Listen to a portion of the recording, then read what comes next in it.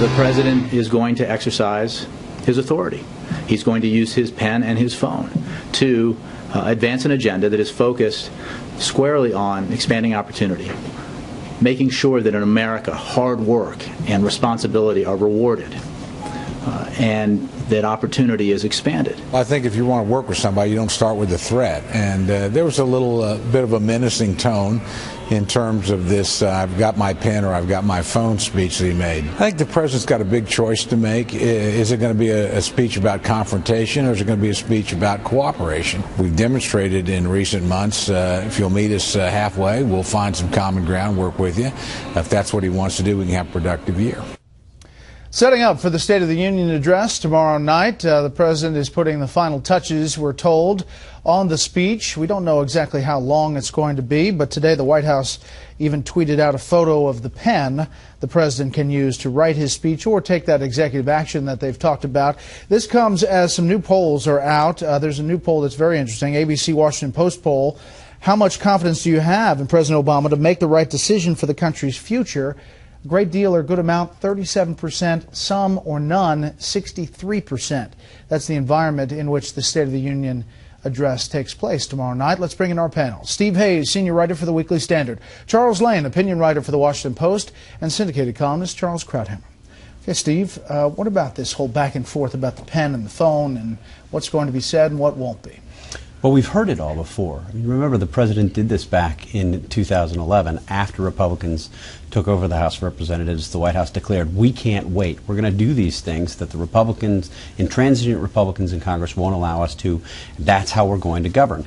The problem for the president is he doesn't have much to point to in terms of real accomplishments in going around Congress, number one. And number two, politically, it's hard for me to understand how this is going to actually help him.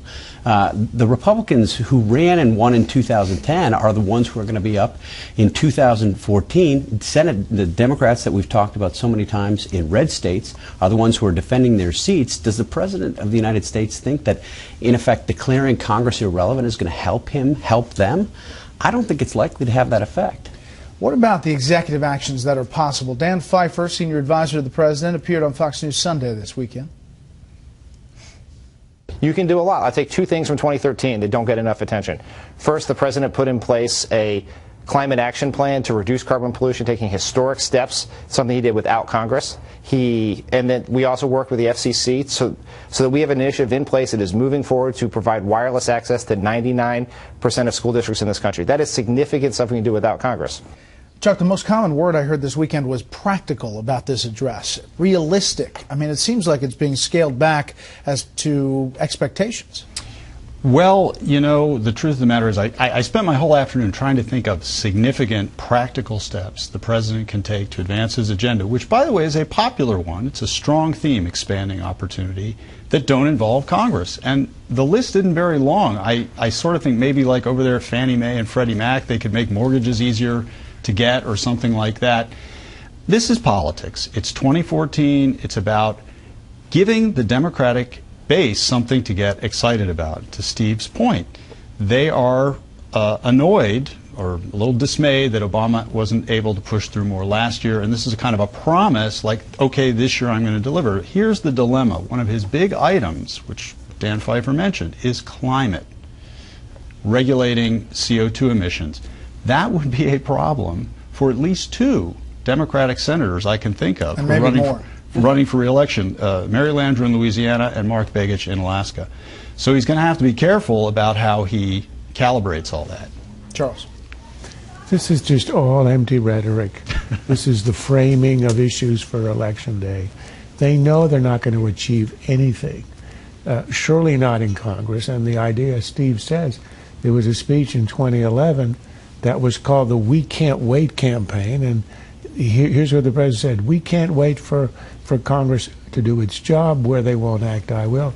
I've told my administration to keep looking every single day for actions that we can take without Congress. And what do they achieve? Nothing. And the reason is that under the Constitution, I know it's something that often gets in the way of the president, it's the Congress that appropriates the money, and he can't do anything without appropriations. So all he can do is to move money around, or he can stop and obstruct and regulate. And the one area where he has a lot of leeway is the EPA, because the courts have ruled that carbon can be called a pollutant, and once it's a pollutant, that means you can regulate any fossil fuel you don't like into oblivion if you want, as with coal. But of course, that's going to hurt a lot of Democrats in the coal states. So he doesn't have a lot he can do. And the idea that you would tweet out a picture of the pen, I mean, God, how low can you go? I mean, it's just all he can do is to wave a pen. What's he going to sign and what's he going to do? They can't tell you. From 2011 to now, you're saying they could wait. They can wait for exactly. Steve, let me put up the newest Fox News polls about if the elections were held today. You have the Republican-Democratic head-to-head. Republicans up slightly, and you can see how it has changed since October 2013, up by a couple of points. But overall, congressional job approval is still in the dumps. In fact, historic approval at 13%. So, you know, Republicans have an issue here, too, no question. as the State of the Union address goes forward. Well, sure, everybody in Congress does, but think back to where we were after President Obama won re-election. The Republican brand was, you know, there was all this hand-wringing in Washington about the Republican brand, the shutdown.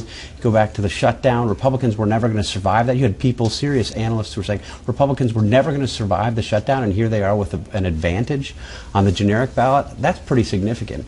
And if you think back to where President Obama was at the beginning of his presidency, when he announced that he would be a transformational president, he had these huge goals. He governed largely as a partisan for 2 years. But now he's gone from sort of transforming the country, making liberalism safe for America, in effect, to touting wireless access around the country. I mean, that's, if you take the White House's argument on its own terms, that is the small ball that President Obama announced he wanted to avoid doing on his way to becoming president. Last thing, Chuck, to Congressman Tom Cole's question, is it going to be a speech about confrontation, or is it going to be a speech about compromise?